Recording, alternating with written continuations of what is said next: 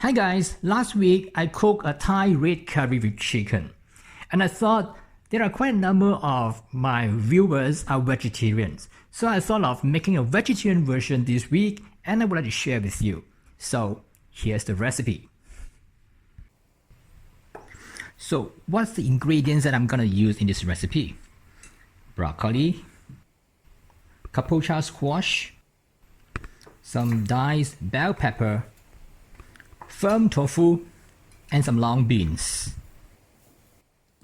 I use 3 long beans and cut them into about 1-inch long sections.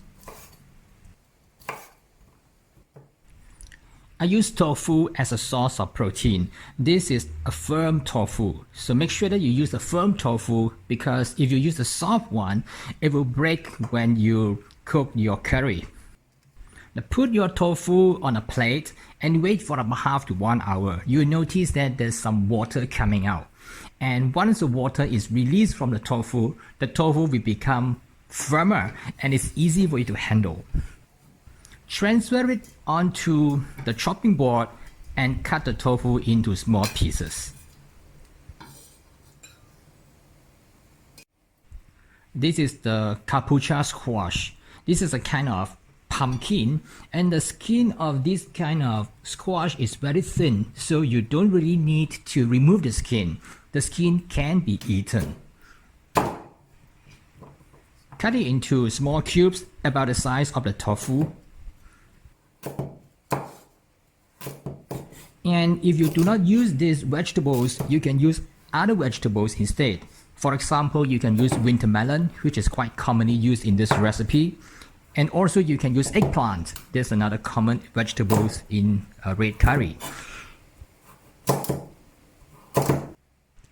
I didn't mention just now, I also use mushroom in this recipe.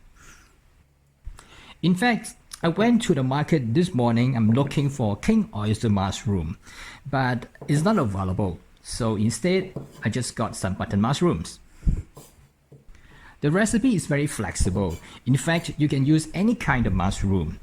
You can also use the dry shiitake Chinese mushroom, soak it, cut it, and it is very flavorful. Once I prepare all the vegetables and cut all the tofus, it's time to cook. Now you have the choice. Either you make the curry paste yourself. If you want to make it your own, I have left the link in the description to another video how to make it yourself. Or you can get the store-bought curry paste, red curry paste. Make sure it is fresh with a long expiring date. This is the one that I got it from the local supermarket. I'm not endorsing it, but it is a good brand and is available at the local supermarkets. This is the fresh coconut milk. I get it from the market. If you can't get the fresh one, you can substitute it with those in Tetra Pak or in can. I know there's some confusion between coconut milk and coconut cream. So if you are not sure, just look at the packaging and make sure that it's stated it contains about 20 to 25% of fats. Pour the fresh coconut milk into the pan and cook for a little while until most of the liquid is evaporated. What is left in the pan now is essentially the coconut oil. And I'm going to use this oil to saute the curry paste. It doesn't look like there's a lot of oil now, but it is sufficient because there's also oil in the curry paste itself.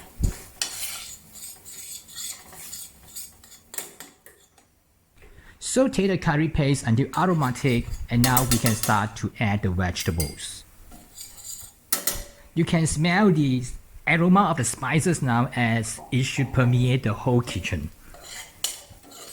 Now add the kabocha, followed by the remaining coconut milk. You can use a little bit more coconut milk or less, or instead so much of coconut milk you can add some water to substitute it, to dilute it. It all depends on what you like.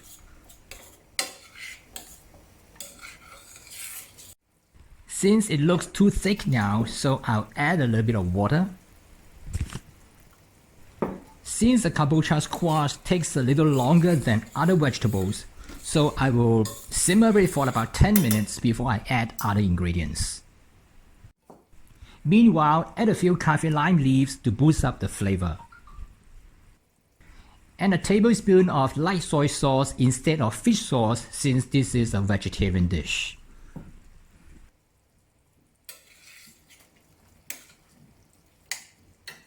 Also some tomato paste to improve the color and the flavor.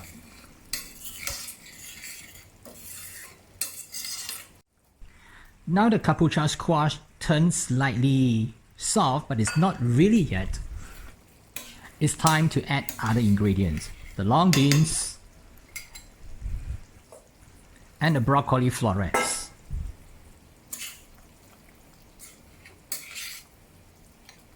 The amount of water really depends on whether you close the lid or whether you use high heat or low heat.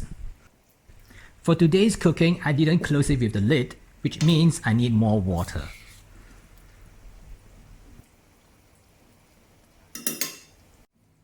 Wait until about 2 minutes before finish cooking. Add the mushrooms.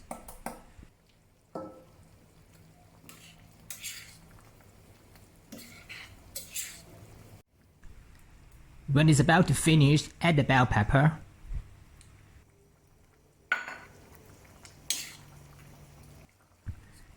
And a bunch of basil leaves. Now you have all the aroma of the spices and all the flavors, the nutrition value and the colors from the vegetables all in one pot. Lastly, the tofu. Look at it, there's still plenty of water in the plate. So I got to remove the water and place the tofu gently into the pan.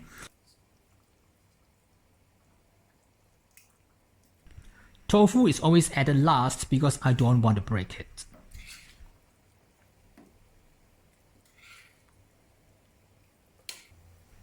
Before you turn off the heat, do a taste test. This is important. There are a few reasons. First, the amount of water and coconut milk that is left may not be the same every time you cook. Secondly, the salt content of the store-bought red curry paste among different brands may not be the same. You may need to add a little bit more of salt or soy sauce, some sugar, or even some curry paste. Once you are satisfied with the taste, it is ready to serve. And here it is, my vegetable version of the Thai red curry. If you like this recipe, please subscribe to my channel, tap the notification bell, and give me a like. Please share this recipe on social media to anyone that you know, to your friends, and anyone that you think they will like this recipe, and let's enjoy together. I am KB Kwan from TasteAsianFood.com. Thanks for watching.